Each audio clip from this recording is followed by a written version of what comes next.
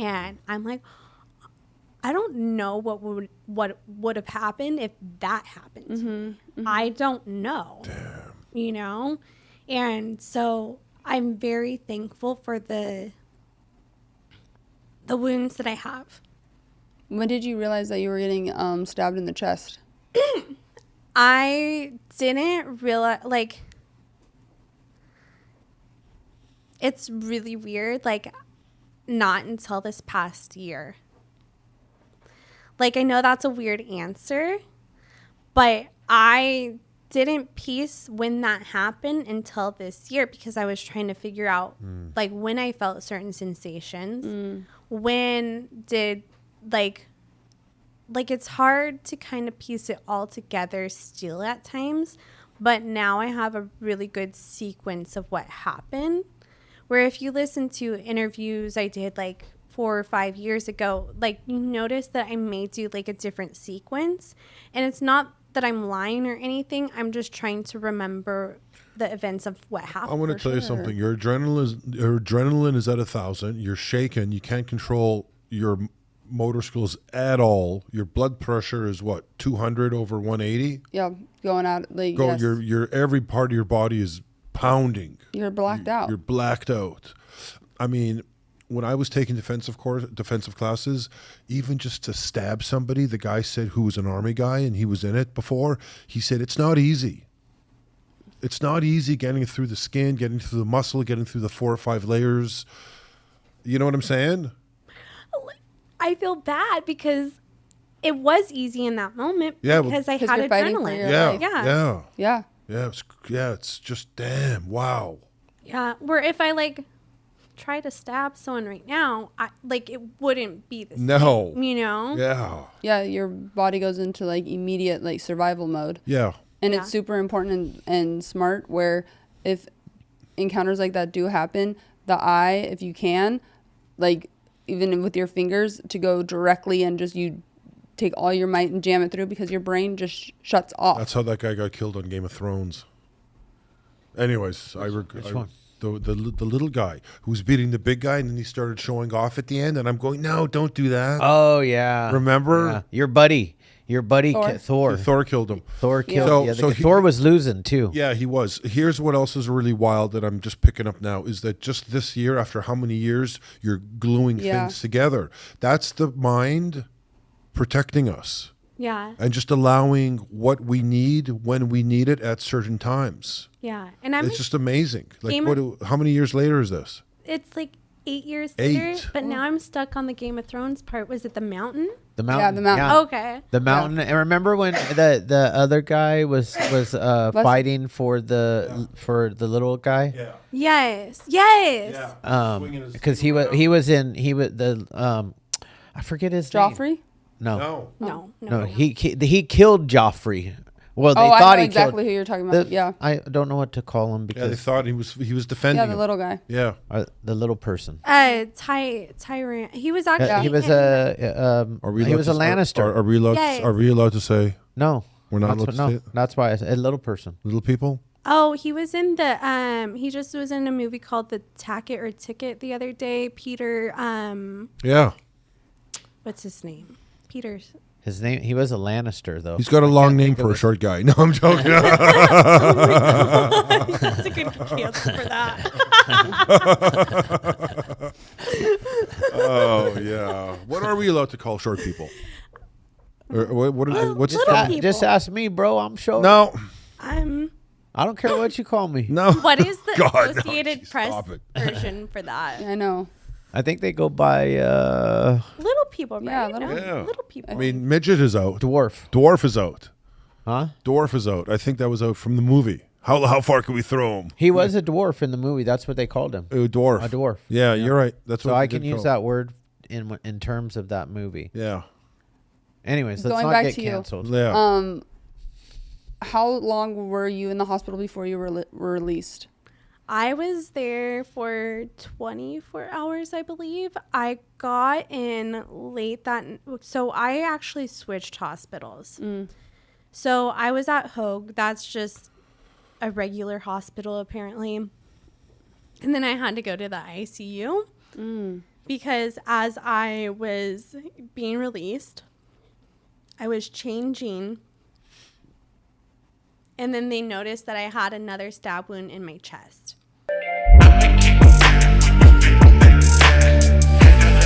What is up, you guys? Welcome back to the #1 mental health and addiction podcast, the Hopeaholics. I am your girl, Natalie Eva Marie, and these are my boys. I'm Chad. Hi, I'm Shane. Make sure you guys like, subscribe, and follow us on our socials and wherever you get your podcasts. Got a new episode dropping every Monday and Thursday. Please come check it out. This episode is brought to you by the Infinity Group. You guys, if you or a loved one is suffering, please call us today. The number is right here on the screen. We are here for you 24/7. Now, let's get into the episode. Well, Terra, welcome to the Hopeaholics Yeah, podcast. man. Thank Nice to you. have you here. Thank you. For the second round two. Should I say welcome back? Yeah. Yes. We had a little bit of audio technical difficulties last Yeah. time, and Story's changed.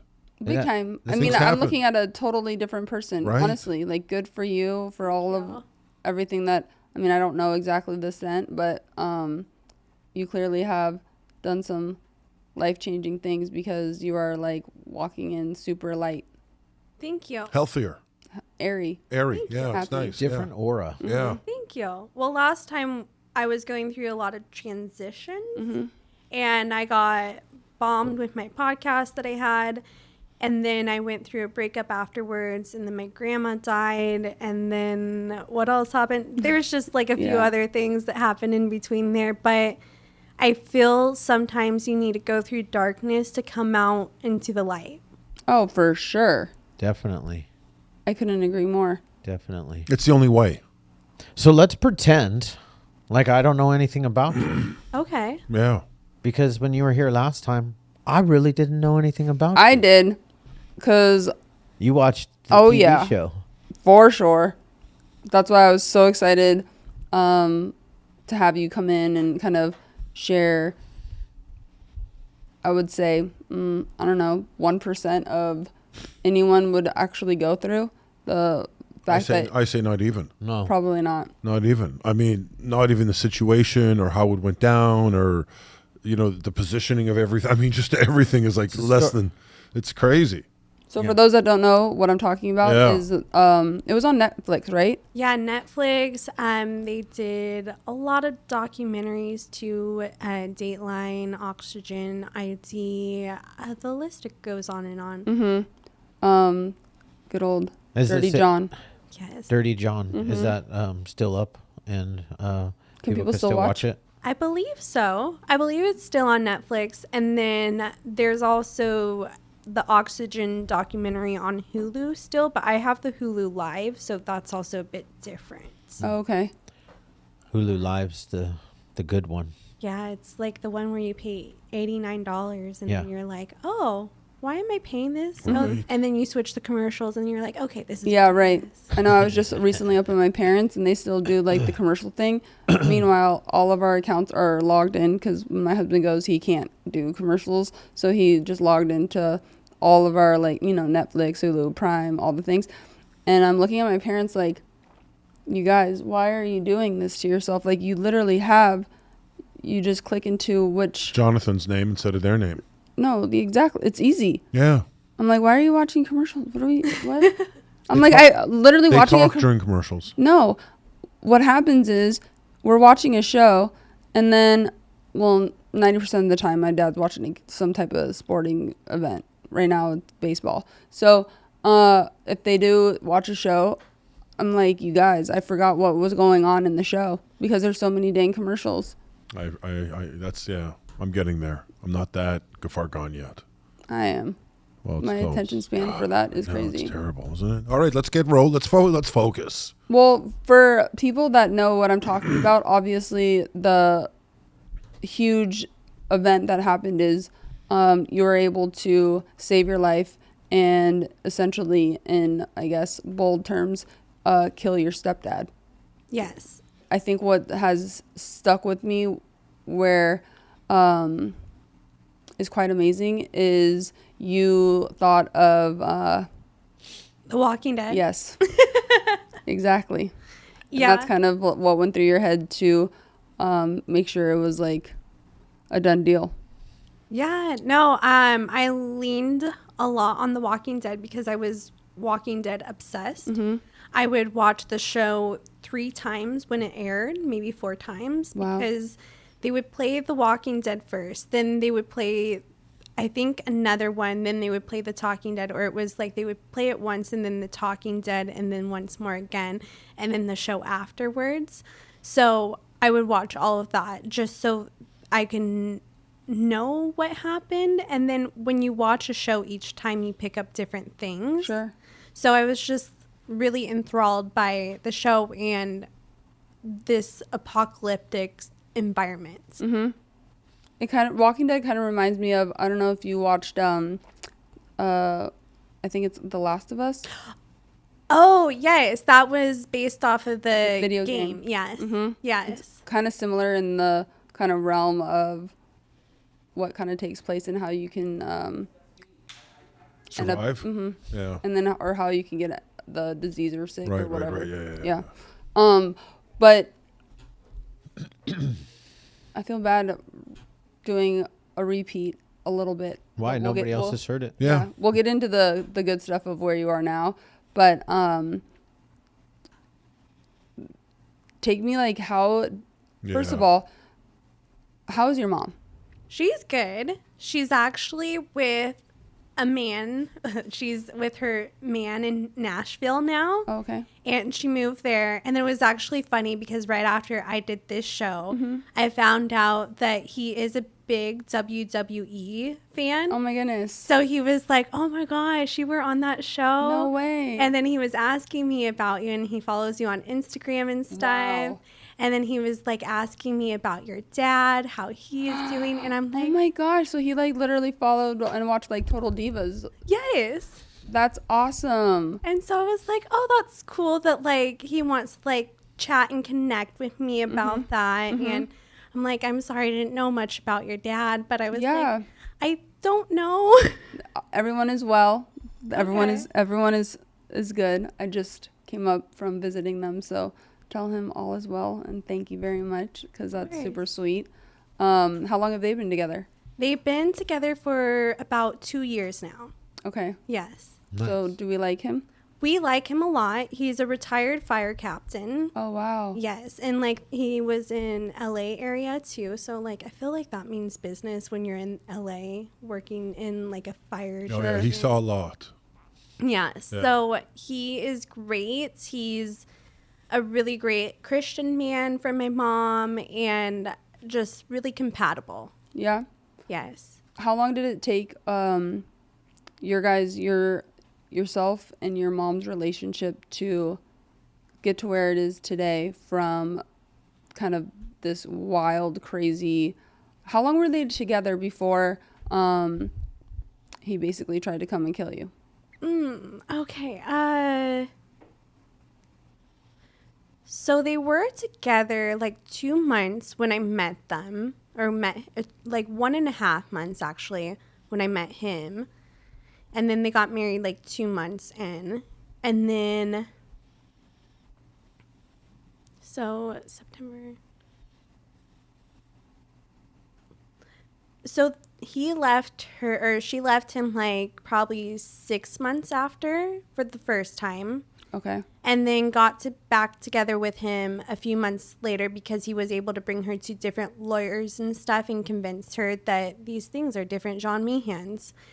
And then she got back together with him. So I want to say it was like 1.5 years or maybe 2 years. Okay. And from the jump, did you know like this guy was just using your mom? Oh, yeah, because I had an experience with not a con artist. It was like a con artist in the making. Okay. He was in high school, and I had a weird relationship with that guy where that guy did all these scams and stuff. And then that guy ended up hitting me with a car later in life. Oh my goodness. Yeah, but and that was a crazy situation. He was on like fentanyl then, but I didn't know that. But I went through that crazy situation, so I kind of had an idea of who these characters are. And I was able to kind of spot John out right away.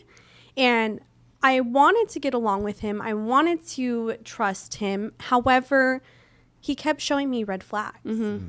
And then right when I met him, it was just like, he didn't really want to talk to me. He didn't want to engage with me, where it's different, where like this guy is like asking about you, asking me about the podcast. And that's so different. It's like such a 360 in a sense, or like 180. And it was just, he had all these stories for everything. And then I started questioning everything because that's what I do. For sure. You know? Yeah, especially like looking out for your mom as well. Well, no, hang on a second. You have to have a special radar. Do you know what I'm saying? Like, she wasn't blind to it. A lot of people, this just passes by people. My mom's got a boyfriend, whatever. She had to take an interest in it and really, you know, it would have slipped by, I think, a lot of people. Well, yeah, I mean, look, it slipped by her mom. Yeah. And her mom was like actually dating the guy. Yeah. So if anything, if you would think that somebody would notice those kind of flags, it would be her as opposed to you, because she's with this individual a lot more frequent. But you get blind to the love, though. Yeah. Yeah, and I'm not looking at him like, that's a piece of meat over there that I want. I'm looking at him like, who are you? Are you good enough for my mom? Am I okay with this? Like, because all the other guys before him she dated were not great guys. Sure. And whenever we would like one, it would seem like she wouldn't like them. You know, and my mom didn't have the best picker because she wasn't taught how to look out for these things. She wasn't taught like that there is evil guys like this out there. She was taught that there's evil guys like this out there, but to forgive them and to accept them. And, you know, my mom grew up in the Nazarene church, which I'm very like supportive of, like people being a Christian, having the religion, and having their spirituality, anything along those lines. Like, you need kind of like a higher power or something to like help you move forward in life, or just a belief system to go off of. Some type of moral compass. Yes. Yeah. And so I think there are churches out there that are highly toxic. And, you know, like all the documentaries that we watch these days. Yeah. And that was what my mom grew up in. And so my grandma went around speaking about how to forgive this guy that had killed my aunt was murdered by her husband. Oh, shit. Yes. And it's actually kind of crazy too. So your mom's sister. Yes. And then she was dating Marcus Allen during the time, which was OJ's best friend. So she kind of got wrapped up into like that whole thing where there was like rumors. The National Enquirer wrote this article saying basically how OJ didn't kill Nicole because of this love triangle here. Wow. Yes. So like murder, true crime began in my family. Yeah. For me. How old was your mom when her sister was killed? My mom was in her 30s. Okay. And this happened in the late 80s. I mean, that's wild, especially then to yeah, right. What are the chances, man? I mean, we rented a home. My grandmother lived on top. We rented at the bottom. Girl was living with the guy. The husband came to grab her stuff. The boyfriend said, "Okay, give me 5 minutes to say goodbye." He blew her head off with a shotgun and then killed himself. So I mean, it's happened. I've been there, but not family members, and not a second time with the the mother, your mother and the sister. Both had the same interactions with men. Well, can we dive into? I want to dive in to the story, because I don't completely remember the story, and our audience, most of them have never heard the story. Some of them already know the story because they watched the show. But tell us when it really what happened from. Well, you were so gangster, and you put a tracking device on a car, like, and you were so young. That's what I'm like amazed by your story is. She was young when all this was going down, and she was already like on it, like Nancy Drew type shit. Yeah. Like, I mean, putting a GPS tracker on a vehicle, That's what you watch in movies, TV shows. So let's jump in there. Yeah. So mom's with this dude. You're suspicious of him. Let's go from there. Okay. Your suspicion started to rise. The stories aren't adding up. Let's start there. Okay, so I was living in Vegas at the time, and I was coming into California because I really wanted to come to California. I missed the ocean. I missed my family. I missed everything. So about a week before Thanksgiving, my mom gets this place on Balboa. She's moving into it, and I'm like, okay, like, can I help you move? And then she's like, sure. So I go down there and I help her move, and I meet him. That's the first time I meet him in person. And that's when he's giving me his like cold vibes, like not really wanting to engage with me and stuff. And then that trip was fine. It was just like, okay, like this is what it is, you know. And where was your sister? You have a sister, right? Yes. Yeah. And my sister was actually the one that put the tracker on the car, but I would like tell her, okay, I'm at lunch with mom, the car's here, or like, hey. So you guys were in like cahoots. Yes. I love it. Yes. Because also there was a time where my sister wasn't allowed to see my mom per like John's request and stuff. I can't remember. Is she older or younger? She's 15 months older. Okay. Yes. So like we all our life, like people are like, oh, you guys are twins and stuff. So Irish like, twins. Yes. Yes. Yeah. So she helped me in that. Well, and she was really the one kind of being like, hey, something's not right, Terra. I hate mom's boyfriend. And then I was coming in with a viewpoint of, I'm going to come into this as a clean slate. I'm going to try to give my own opinion of him and just like gauge off of that, you know? And so I did that, and then it was just weird, you know? And then I went back to Vegas, and then I came back, and that was for Thanksgiving. And I went and saw my hairdresser, but she wasn't doing my hair that day. She was doing my sister's hair. And then she did John's hair not too long ago. And we were all talking about how weird he was. Something's off with him. Like, he kind of seemed like the guy that you don't want to get, like, a really cute girl to cut your hair because he's, like, misogynistic. He's saying, like, all these weird things. Yeah. Like, you know, when these guys come in and they kind of test limits. Sure. Yeah. You know, he Yep. was testing Yep. what was going to work and Yep. what's not. So, like, we were talking about that, talking about how he was driving my mom's car everywhere. And then I was just wondering, where is his car? And I asked my mom what happened. And she came up with this whole story that she told me that he told her that all his cars, like, got stolen, that he had, like, a motorcycle that got stolen. Everything was in storage in Cathedral City. And it just all got stolen, you know?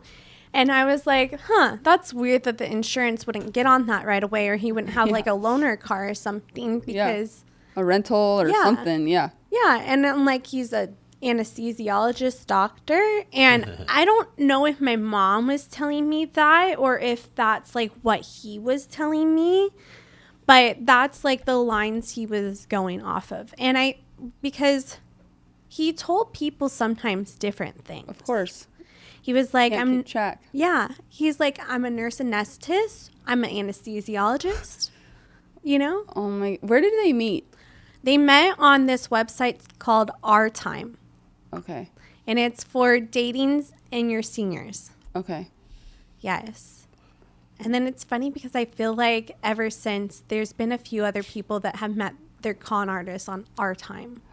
Yeah, that's a good spot. I mean, that's, you know, you're gonna find some vulnerable people that are sad, lonely, older. yeah, sad, and have retirement money or whatever. that type of Spouse stuff. died. Yep. Yeah. Yep. Yeah. That's a good place if you're a con artist. Yeah, for it's sure. a good Yeah, spot it's to like go. to go and prey on. Kind of, yeah. I mean, God. Yeah, terrible. So then you and your sister are basically like, dude, this guy is like not it. He is full of I mean, he's clearly lying. Mom's falling for it. And then you guys come to a point where your mom, or I don't know, I can't remember if it was John or your mom basically saying, like, you guys didn't see or didn't want to see you or something. So I was there for Thanksgiving. I bought all the groceries for Thanksgiving. And the day before Thanksgiving, I questioned her about all of this. And then he comes into the room behind her and then starts yelling at me. And then I start getting into a screaming match with him. And basically we're yelling FUs at each other. And Why did he even start yelling at you? Because he thought I was snooping. Oh. And I opened the closet and there was a box there. And on top of the box was his nursing certificate in like plain sight. And that's the room that I was staying in. And it was in the closet and we have suitcases. So I was going to put the suitcases in there. I wasn't snooping. And also, even if you were, it's your mom's house and you are a boyfriend. I don't give a fuck. If I want to snoop, I'm going to. And if you're going to leave it out, shame on you. Yeah, and he's lucky I didn't go and just like be like, oh, what's all this? Yeah, stuff? yeah.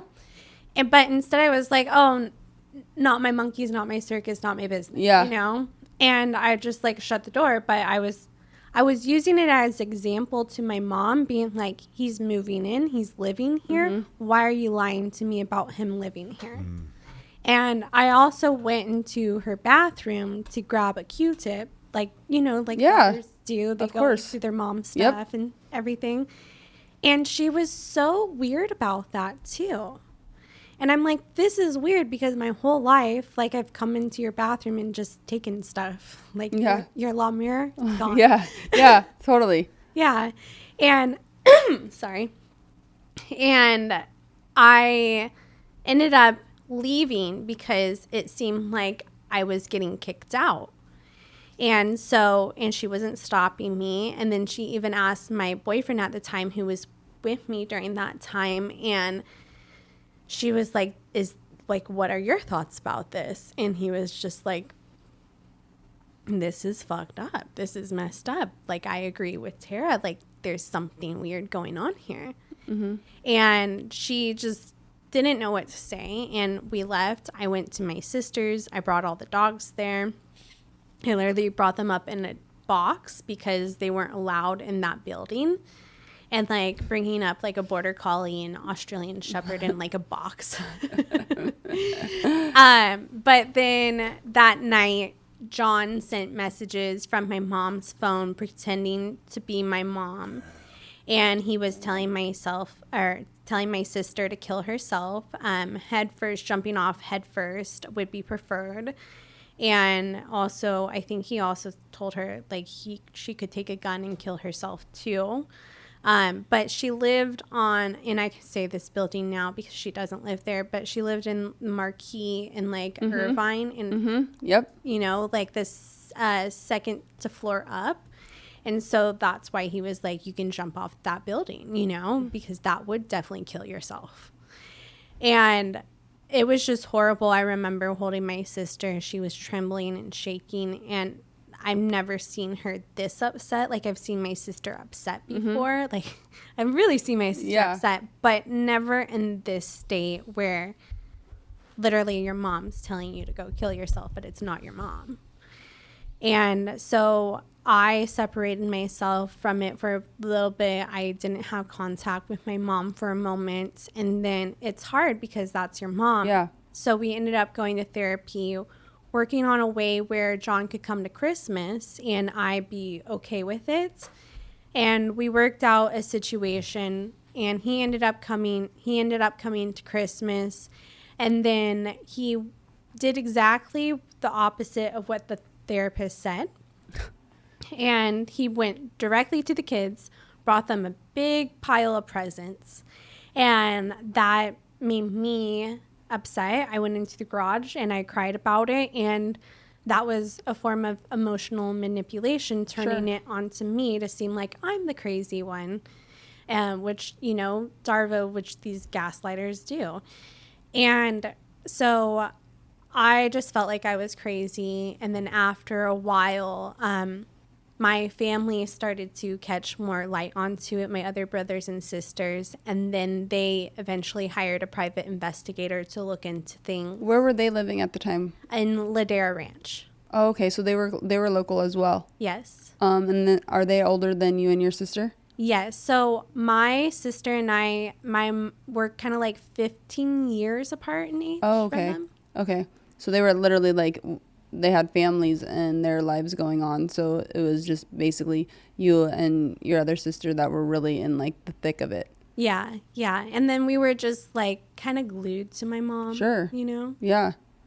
So then you guys all are now kind of on the same page with something's up with this guy. I mean, what happened for him to even send those messages to your sister? That's so crazy. Like, was there a huge fight that happened amongst her and your mom and him? She was getting into it with my mom or something like that. And then he was replying to, well, I think he gave my mom a sleeping pill. And then he took her phone and just went to town. And that's what he would do all the time. And that's what, like, he would later do to, like, people and stuff. Like, I remember, I have to be a little careful about what I talked about. Sure. Because I am working on a project right now. And I signed a shopping agreement, and we're going to shop this week. And I know this probably won't be out right now, so hopefully it won't Yeah. be sold in stuff. So I'm not jinxing For sure, myself. for sure. Yeah. But he was so crazy that he did this to so many people. And that he just really had the same MO with everyone. And it was slightly different with my mom because he only married a few people, but he really kind of looked out what they wanted and desired and then fed off of that. And then what was the breaking moment for your mom finally to separate from him, and then for the scenario to really go really tragic, or it could have been really tragic? So my mom, my sister Nicole and Scotty, my brother-in-law, they brought this information to my mom from the private investigator. And then she found my dad helped get someone to sublease her place in Balboa. And then she just planned to get away. And then she stayed with my sister Nicole for a time period. And then this was when John was kind of being kind in a sense to her. He was doing everything he could to get her back. And then it turned to like evil. And then it turned back to nice. Oh my God. So, and you know, like this guy too, he was on drugs all the time too. He was on, I don't think he was on like fentanyl and stuff, but he was on like different like lots of highs. Like I don't know why I'm trying to blank on what Like Adderall? Or opiates, more. like Vicodin. Well, he had like diodid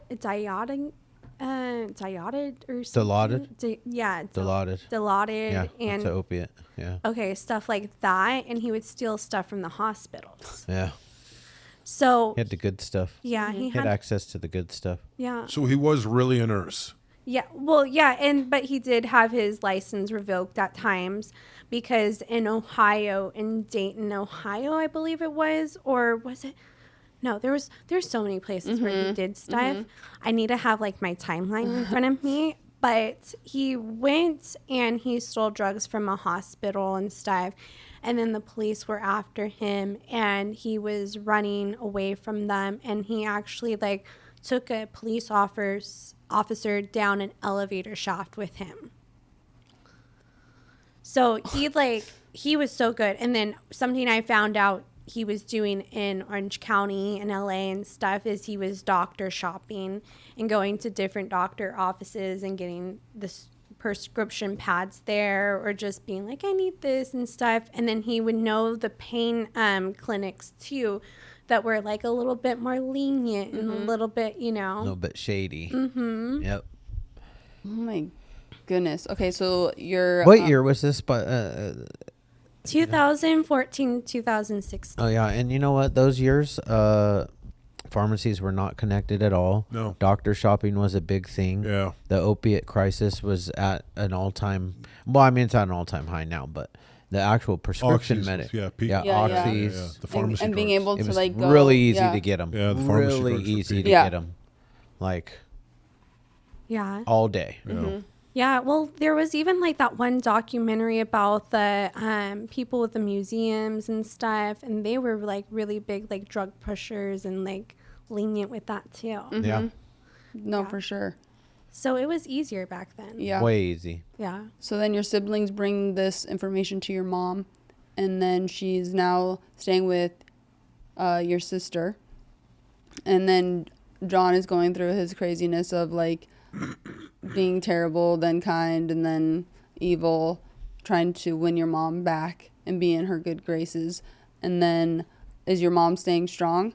No. So she goes to lawyers with him because he brings her to lawyers and they tell him or tell her that these are different John Meehans. And there is a Dr. John Meehan in Orange County, which is funny. Sorry about your name. But Yeah. there's one in Orange County. So and then I've been pulling court reports and stuff for the past couple months and stuff about him. And there's a lot of John Meehans out there. So, like, that is totally, feasible. And so your mom bought it? Yes. And she went back together with him. They ended up getting a place in the Irvine Spectrum, an apartment together. Then they get a dog together. And she's like telling me, Terra, we're getting the dog together, because she knows I love dogs.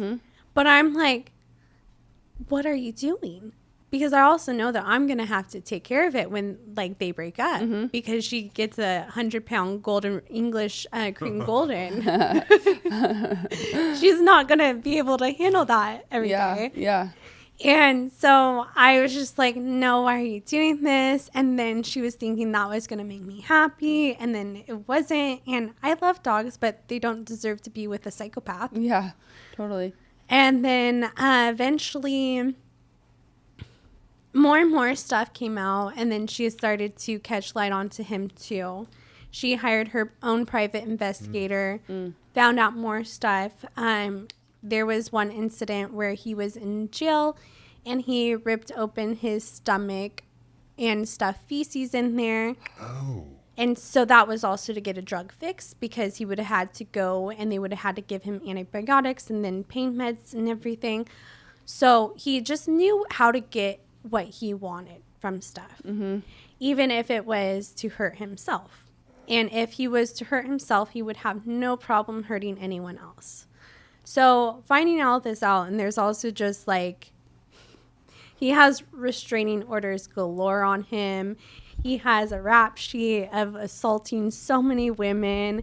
And it's crazy because I'm trying to get in contact with the women now. And he's left such a stain on them where they're still scared to like contact me and like talk to me. And that makes me so upset that this person would be so evil to do this.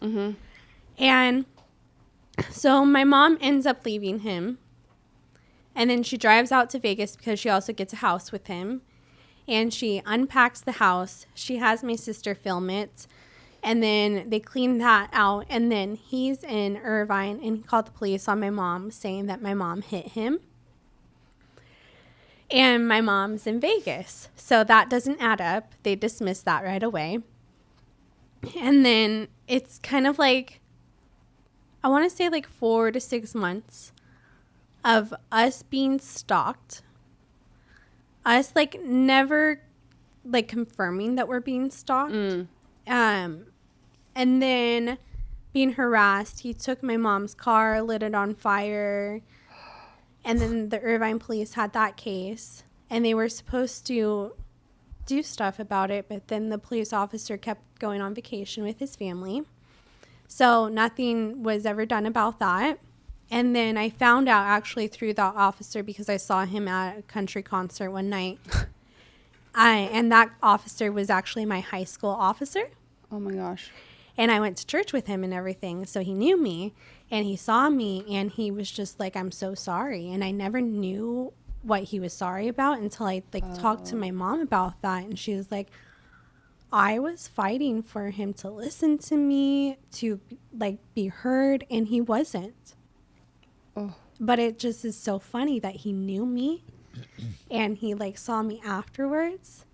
And then it was like,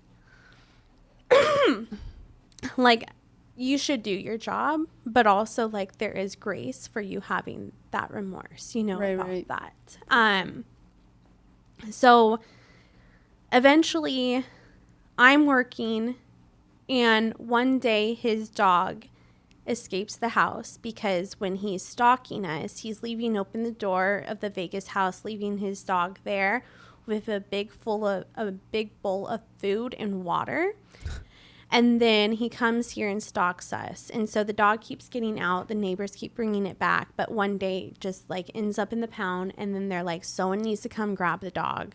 This is ridiculous. But we also are down to adopt the dog if no one wants it. Mm-hmm. And so my mom waits a few days. Then she goes and gets the dog. And then he's kind of talking to her a little bit during this time. But it's not... It's just about the dog in a sense. Sure.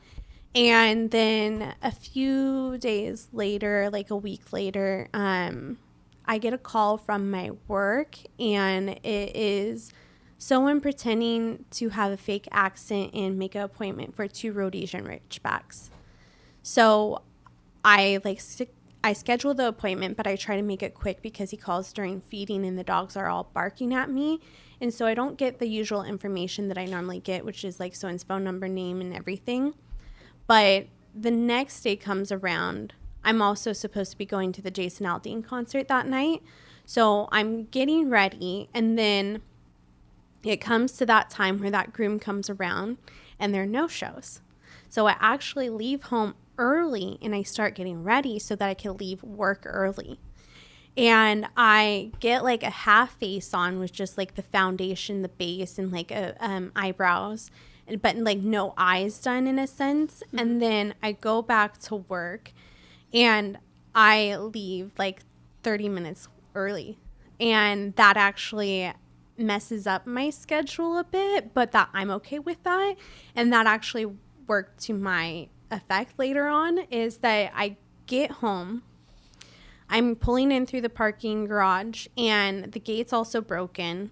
I look over and my dog's barking at this guy who has a tire iron and he's wearing a baseball cap.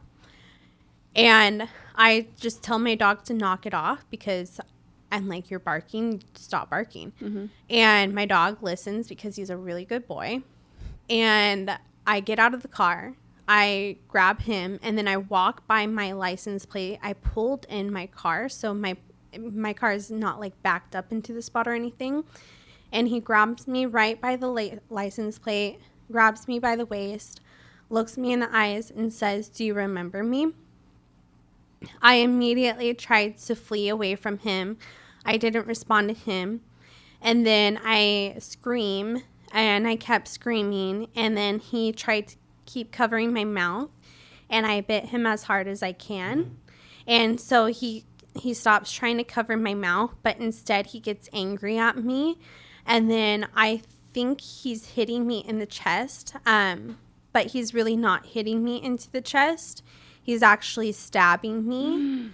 And I ended up, my dog's also attacking his ankles at the same time. Good boy.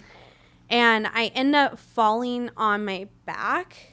And that's actually the best benefit for me in the situation because now I'm on my back and it's apparent now that he has a knife and it's out of the Del Taco bag that it was in to conceal it. And now I'm pedal kicking his forearms as it's coming down onto me, And I do a couple of kicks. I just keep kicking. And then one of them, I was able to kick the knife out of his hand. And then it landed on my right hand side in the ice pick position. And it was just like God sent, like someone put it right there for me. And I picked it up and I started just like wailing on him. I like still to this day, I can't really see where I'm stabbing him until the last two at the end. And I'm stabbing him, I guess, in the upper back. And there's 11 stab wounds there. And then I'm like holding his body and holding his head so he doesn't bite me like a zombie. And then the last two were like the zombie kill. And I do one to his like forehead. And then I do the last one to the eye, which is the softest point of entry, the brain. Yep. And then that's the one that made him brain dead, where he can't get up and kill me. And so I scoot away. I toss the knife. I start to assess the situation. My dog is running around and he's trying to eat the Del Taco because I think his like fight or flight response is now telling him to fuel up because you don't know if there's going to be another attacker or something. And so he's eating that, but I'm in my head thinking like, oh, maybe he poisoned it because my dog's always with me. And I also think he thought, oh, I met that dog before. That dog's going to like, that dog was fine with me before. That dog's going to be okay with me again. And so a lady comes up with a yellow lab and then she asked me, what can I do to help you? So I told her just to grab my dog. And I see that I have a one inch stab wound in my forearm. So I start to apply pressure to that to slow down the bleeding. And then by that time, more people were coming. And then someone came up with their sweater. And it was a red sweater. And they told me to wrap it around. And I was just like, I was kind of just telling people like, no, like I'm good. But then they were like, no, you need help. And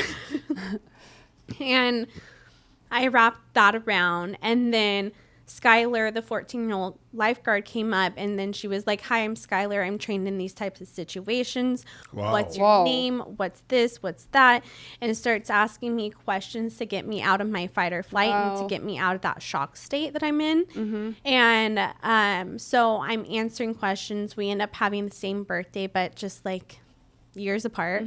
And then at that time, the guy goes over to John and starts to give him CPR. No. And I try to tell him, don't do that. He tried to kill me. And he didn't listen to me. So I thought, you know what? I got to just do me and I got to get away and I got to get down that hill. So I went down the hill and then I asked the girl, Skylar, to grab my phone. And then she grabs my phone. I call my mom and I tell her, I'm so sorry. I think I killed your husband. I knew he would do this. And then she gets all hysterical, responds, what? And then she's like, where are you? I tell her where I'm at. And then she drives down to there. And then I think I also called my ex-boyfriend first too. And he wasn't answering because he was working bar rescue at the time and he was just like out of service somewhere. So I was just like, why did you block me? John just tried to kill me. And he didn't block me. The message got through. But I just like had to be dramatic and say that. And he called me and then he was like, why? And then like in production, it's really hard to get time off work, but he got days off from that. And then he came out to take care of me and stuff afterwards, which I was really thankful for him because my mom and everyone, they were in such a state of shock too, where he was the only one kind of taking care of me and stuff afterwards, because then I go to the hospital and I'm in Hogue for like 3-4 hours. Like, so the attack happened at like 5:20 something p.m. And then they are interviewing me, interrogating me. And I have like an open stab wound and stuff in my forearm. They're interrogating you at the hospital? Yes. And like, if I look back, like at least I wasn't handcuffed and stuff because like, you know, like I do think I did have like a little bit of white privilege in a sense, where like this girl like kills someone and then she's not handcuffed, where normal people would have been like handcuffed and like questioned over and over and over again. But there was around like 20 something witnesses. So that did also help my case, and help that there was so many 911 calls being like a girl's getting attacked, and everyone saw everything. So it ruled me out right away in a sense. But like normally you don't like think like, oh wow, like you think like something happened, you know? Mm-hmm. Like a girl went after him, because like how could a girl defend herself against a man Right. in this situation and come out kind of like unscathed? So like I understand, like it was just weird that I had the open wound in my forearm though. And it's a defensive wound. Yeah. Yeah, those are defensive wounds. And I look at it like this. If you have a male or a female in an altercation such as what went down, I'm not thinking like you're the guilty one automatically, just because Yeah. statistically. Yeah, but someone's dead. There's procedures and protocols they got to take. You know what I mean? Sure, of Yeah, course, yeah, of yeah. course. And what are those procedures? Exactly, I'm Oh, not sure. okay. Yeah. I was I've just checking. been privileged to the police officer's code of conduct. But also, she's bleeding out of her arm. Yeah. That's insane. Well, and that is a defensive wound, you know. So that works in my favor too. And then having those wounds, but like I work with survivors all the time, and it's either they're dead or they have like I have a friend where she was like, literally my fingers were falling off and I was fighting for my life, and I'm like, I don't know what would have happened if that happened. Mm-hmm. I don't know. Damn. You know? And so I'm very thankful for the wounds that I have. When did you realize that you were getting stabbed in the chest? I didn't realize, like, it's really weird, like, not until this past year.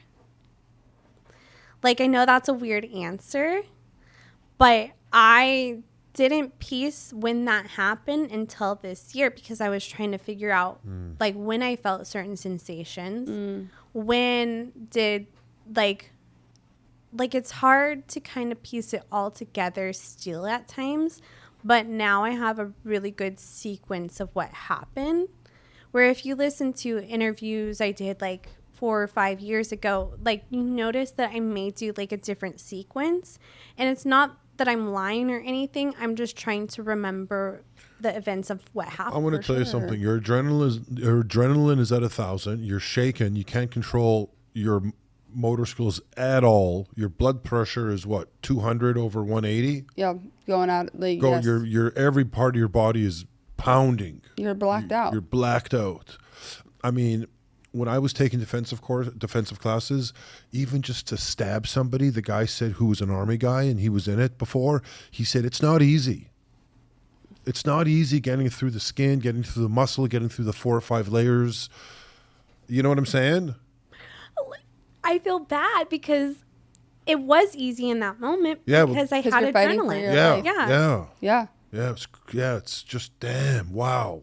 Yeah, where if I like try to stab someone right now, it wouldn't be the No. same, you know? Yeah. Yeah, your body goes into like immediate like survival mode. Yeah. And Yeah. it's super important and smart where if encounters like that do happen, the eye, if you can, like even with your fingers, to go directly and just you take all your might and jam it through, because your brain just shuts off. That's how that guy got killed on Game of Thrones. Anyways, Which one? The little guy who was beating the big guy, and then he started showing off at the end, and I'm going, no, don't do that. Oh yeah. Remember? Yeah. Your buddy Thor. Thor killed him. Thor killed. So- Yeah, so Thor was losing too. Yeah, he was. Here's what else is really wild that I'm just picking up now is that just this year, after how many years, you're gluing Yeah. things together. That's the mind protecting us Yeah. and just allowing what we need when we need it at certain times. Yeah. And It's just amazing. Like, how many years later is this? it's like 8 years later. 8. But now I'm stuck on the Game of Thrones part. Was it the mountain? The mountain. Yeah, the mountain. Yeah. Okay. The mountain. And remember when the other guy was fighting for the little guy? Yeah. Yes. Yes. Because he was the I forget his name. Joffrey? No. No. He killed Joffrey.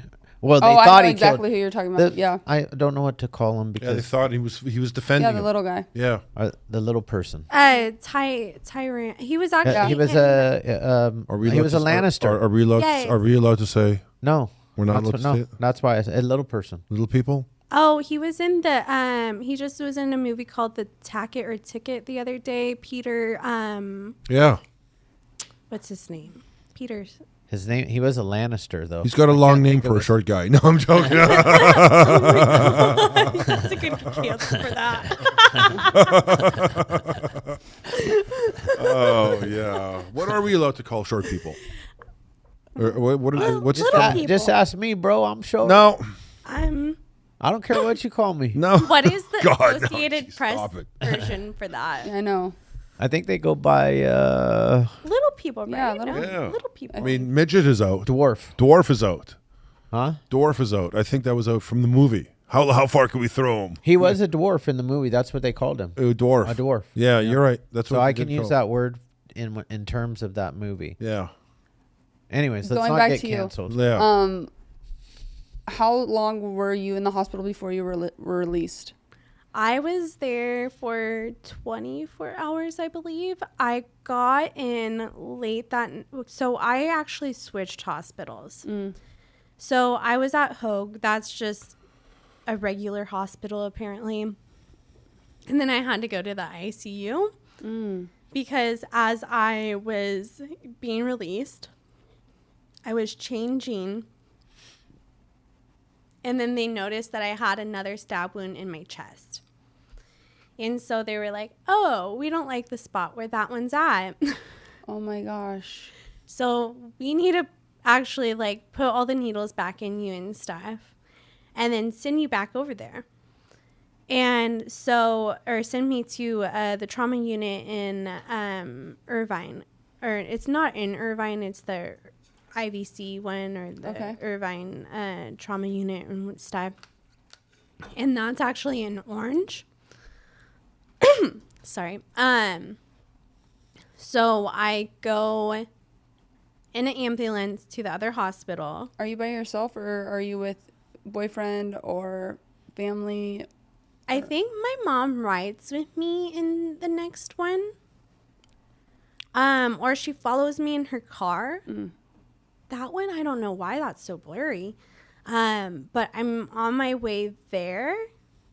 And then sorry, I got really dizzy really quick. Okay, so I'm on my way in the ambulance there, and I believe that one's like around 12 a.m. now. And then I get into the trauma unit, and they put me into this room right away, and they're touching me all over the place. They're touching me like just like boobs, vagina, everywhere. And they're checking me for more stab wounds. They're pricking my fingers. They're putting IVs in me. They're just doing everything to me, not asking for any consent or anything. And I am screaming at the top of my lungs while this is going on. And I'm staring at my mom, who's in the window in the hall. And she sees me screaming and going through this. And she can't do anything. And it's just like another secondary trauma where I'm like seeing my mom and she can't protect me again. And then they do all the stuff they need to do to me and stuff. And then I get put into this gurney while I wait for a room. And there's just like curtains around me. It's a trauma unit, so they were really busy. And then there was people coming in with other stabbings and stuff, other gunshots, and then those people are screaming. Mm-hmm. So I'm like hearing that, and then my mom invites her friend to come over or something, and then I'm like, who is this freaking lady here? But okay. And I think like the lady's there for like my mom's moral support. Right. And I even told this to my mom the other day. I was like, that wasn't helpful having her there, just by the way. I don't really like her just from that. But that it was nice that she agreed to come and give support for my mom. And then in the hospital, I was there probably for like 24 or 48 hours. And then they do an exploratory surgery to see if I'm bleeding out. Oh, shit. And I'm not bleeding out. And they promised me that once I got that, and if I got the memo back that I wasn't bleeding out, that I would be good to go. But then they wanted to do more stuff, and I threw a fit. And then I was like, no, you guys promised me I would be able to get out if I did that. And so they decided to release me anyways. And then, well, because, like, you know, there's not really much they could do other than be like, well, let's just check everything, you know. And if someone's saying, like, they want to go, then let them die at their own will. Right. You know, and I was good. I was fine. And then just after that, I get released. I go to my mom's house, and then I just start, like, kind of living there, and I just say goodbye to the Coronado apartment. Oh, my goodness. And what about your family at this point? Like, how does everybody, what is everyone's reaction? Like, is everyone just in shock? Or are you remotely okay? Is your mom, like, how was that whole family dynamic? I mean, they were in shock. They were thankful that I was alive, but I also then became the pariah. Where, you know, everyone has to deal with me. Everyone has to deal with my trauma. Friends don't believe me. They think what I'm saying is batshit crazy, and that I'm like, they're like, Terra's making up that she fucking killed someone in self-defense. Like, she's just lost her rocker. And I mean, now you'd be like, did you not see the documentary? Did you not see the Netflix show? Like, I'm not cuckoo. Yeah. If anything, I'm a savage. Well, thanks. And then it was funny because, like, I was hooking up with this one guy at this time, and then he was like, no, never again. And it was like, it was weird because, like, people that I thought were my friends were not my friends anymore. And people that I didn't really know so much before came out forward and really showed empathy and became my friends. Wow. I want to ask you something. You just said 7 months ago, you came to terms with something else. You know what I'm saying? So obviously, emotionally and mentally, things are still going on after 8 years. How are you dealing with that? And you know, are you crying yourself to sleep? And like, is it, you know what I'm trying to say? Well, I'm actually not telling my story anymore. I've done like a few podcasts this year, and that's been it, because I'm just like, now I kind of got burnt out on my story, to be honest. Yeah. And it's kind of just revisiting is just almost like ripping a Band-Aid off, I would imagine. I would assume.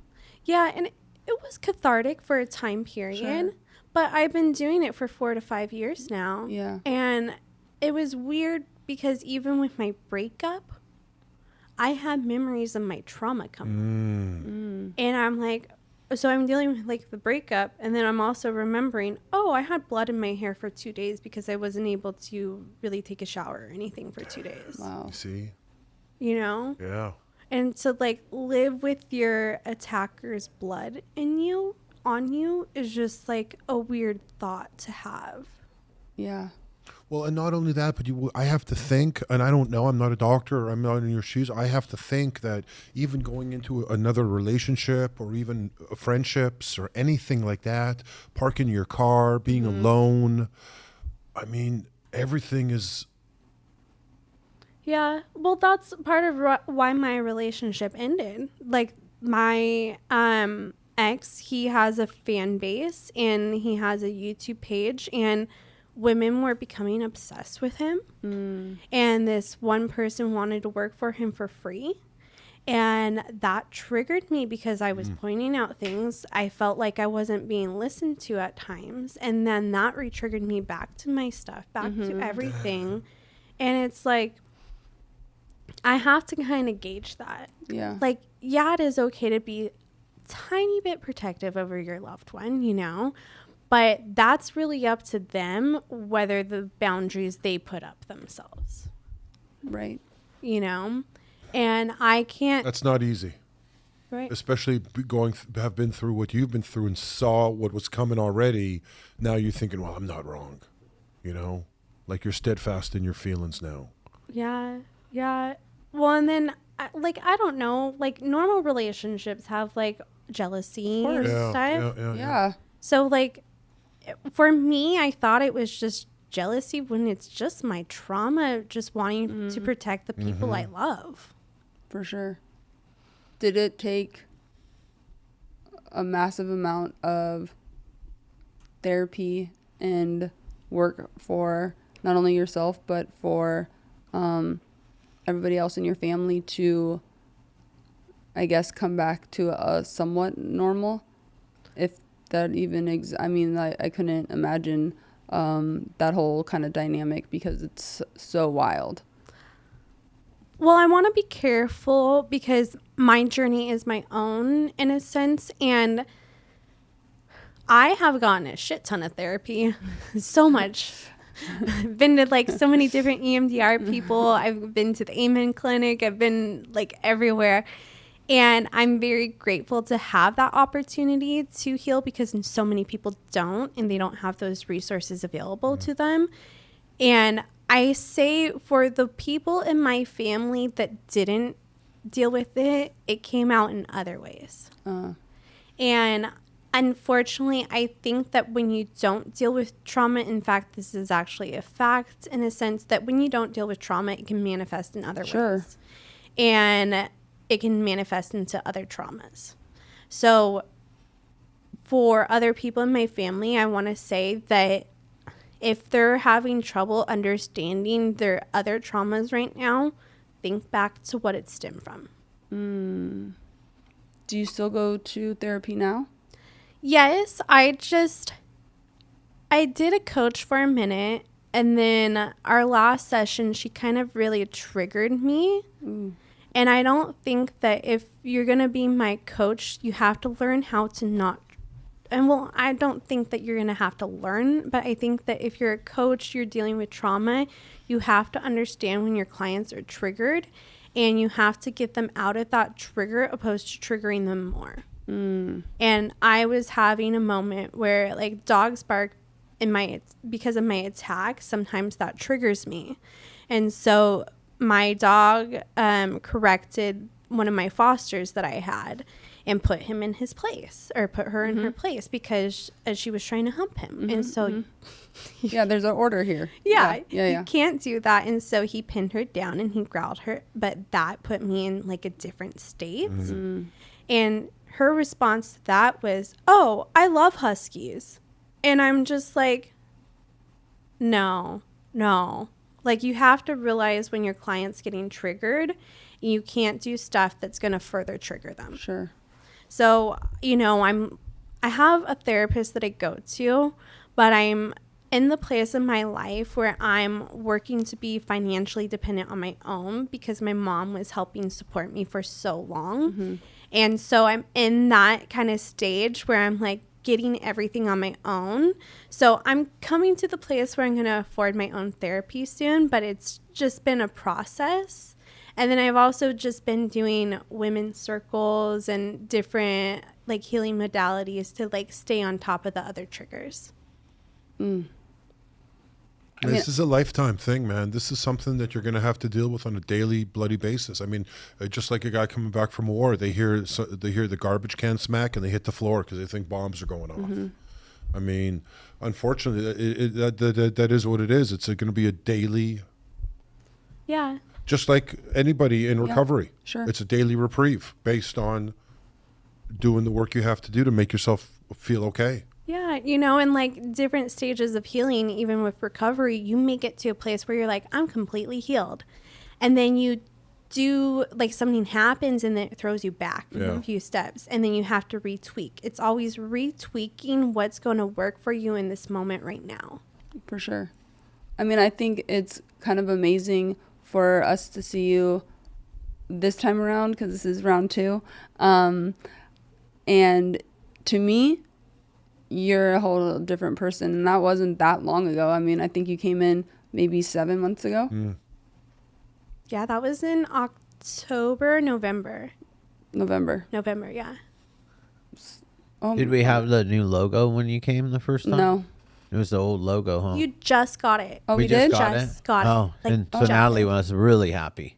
Yeah. Really happy. Yeah. Yeah, But you're- like I can see I see a difference too. huge. Like even just the way that, like, I felt so bad asking you to kind of speak your journey again, because I do know that it's not the best sometimes for individuals to kind of go through something and like repeat the traumatic event.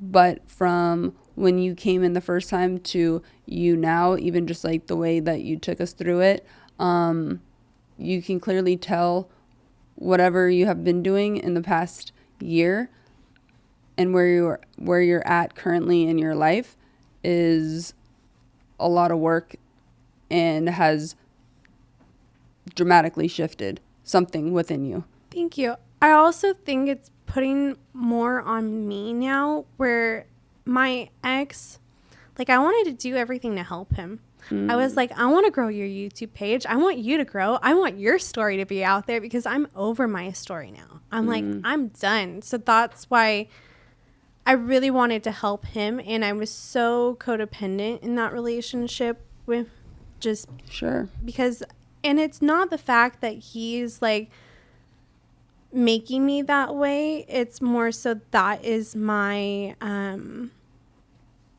of like my cycle that I go through. And so, and he wanted me to do my own stuff. He wanted me to like be my best version, and he felt that he was holding me back in a sense. And I do think that in way, well, I don't think he was holding me back. I think I was holding me back, you know?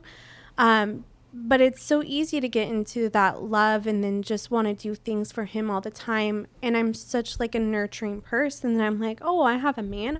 I want to cook for him all the time. I want to do this. Right. And I want to be in his world. And what I learned is I made my world my own. And, you know, I don't want to tell my story anymore. So I am helping other survivors tell theirs.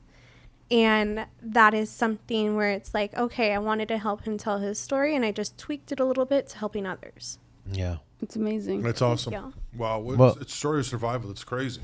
Do you have your own podcast now? Yeah, so I have Terra's Baddies Club, but it's more like a hobbyist podcast, and I'm not trying to put weekly episodes out every week and stuff, because for my trauma, I need to just do what works for me. Yeah, totally. It's a lot of pressure. Yeah. And then I have a couple of different, I created a podcasting course where I help other people create their podcast, revamp their podcast, be more ethically inclined if they want to be more ethically inclined. And then if they wanted to like start a podcast, they could start a podcast. If they want to revamp it, they could revamp it. Or if they want to just like do something completely different, they have more of the tools to do so. And then they have ways to own their own IP. Or if they want to get with a network, I give them all the information about, okay, like this is this person's experience, this is this person's experience. We even talk about some of the podcasters and networks to stay away from, because networks and stuff are crazy and they can own you fully. For sure. And I want to have people have that awareness and be able to own their own story or collaborate with someone that they feel comfortable with and they know the situation completely. That's awesome. Thank you. Yeah, good for Amazing. you. Thanks. Yeah. And one of them's charting, or was charting last week, that a client created her story.